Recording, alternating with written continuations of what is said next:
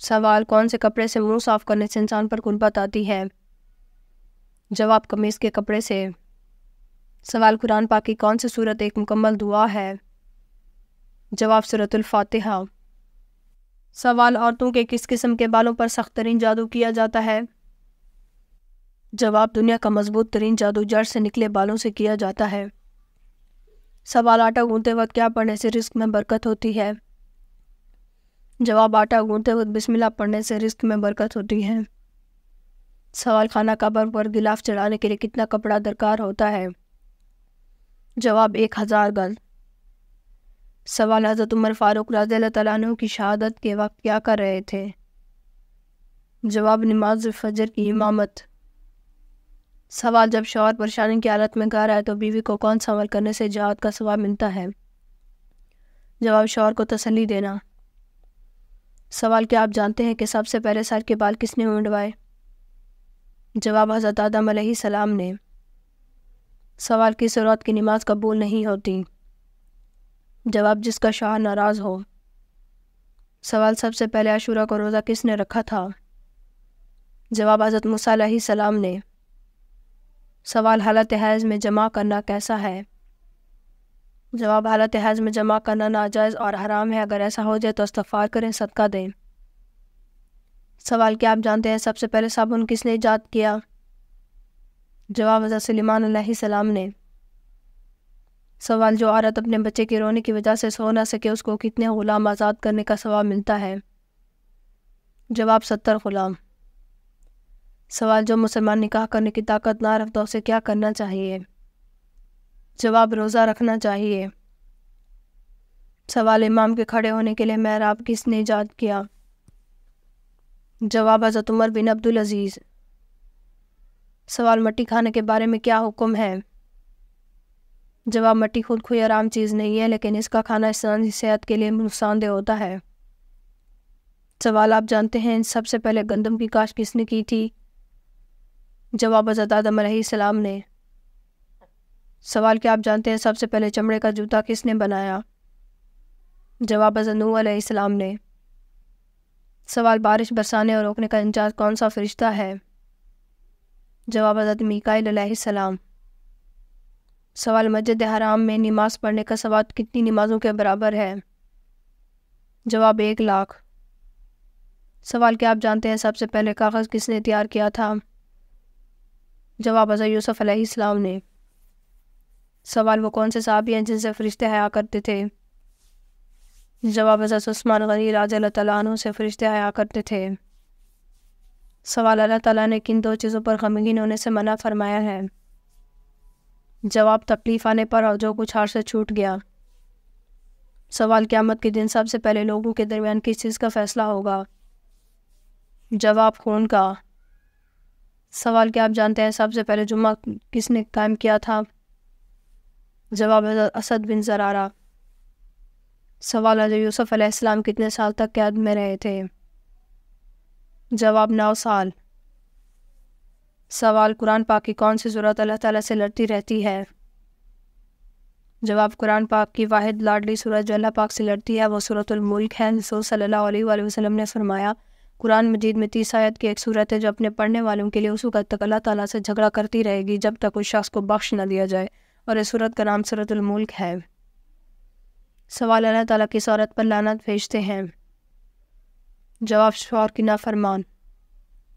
سوال حدیث پاک کے مطابق حکمت و دانائی کس کی طرف منسوب کی گئی ہے؟ جواب اہل یمن۔ سوال حضور صلی اللہ علیہ وآلہ وسلم کے ہجرت سے پہلے دور کو کیا کہتے ہیں؟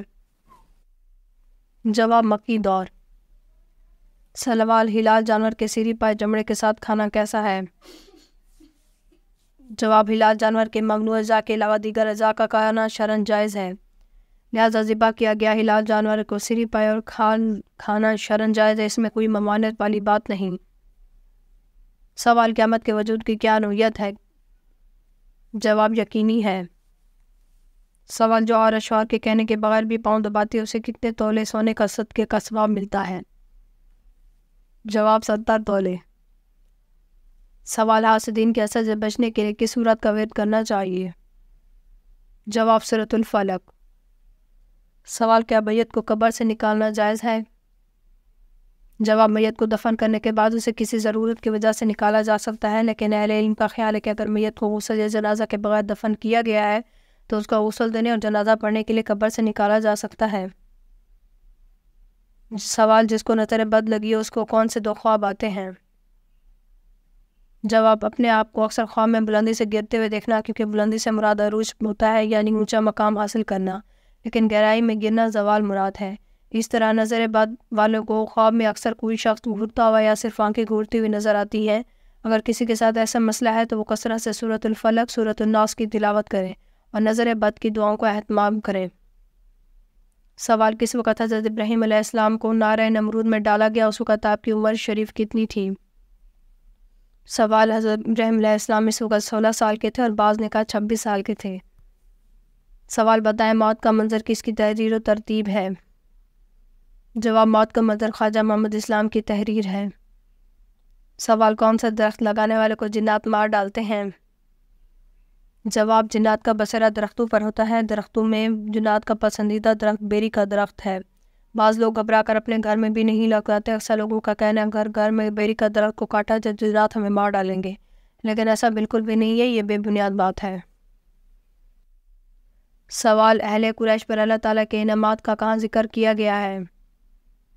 جواب: سورۃ القریش میں۔ سوال: حضرت عیسیٰ علیہ السلام کی شادی کس سے ہوئی؟